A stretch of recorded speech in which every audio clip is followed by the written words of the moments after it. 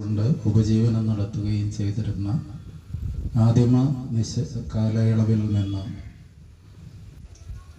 ഈ മനുഷ്യർ ഒരിടത്ത് താമസിക്കാൻ തുടങ്ങുന്നതിന് തന്നെ കാരണം കൃഷി ആരംഭിച്ചതോടുകൂടിയാണ്.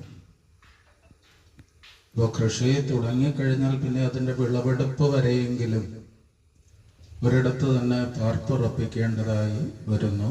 അങ്ങനെ ഫലഭൂയിഷ്ഠമായ ഇടങ്ങൾ തേടി കുടിപാർപ്പുകൾ ഉണ്ടാകുന്നു.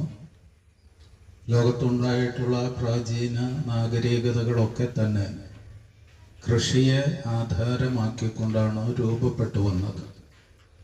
ഇന്ത്യയിൽ തന്നെ ഉണ്ടായ സൈന്ധവ നാഗരികത എന്ന് പറയുന്നത് സിന്ധു ഗംഗ നദി തടങ്ങളിലാണ് വളർന്ന് വികാസം പ്രാപിച്ചത്. അപ്പോൾ കൃഷിയെ സംബന്ധിച്ച് നമുക്കറിയാം, മഹാത്മാരായിട്ടുള്ള ചിന്തകന്മാരൊക്കെ തന്നെ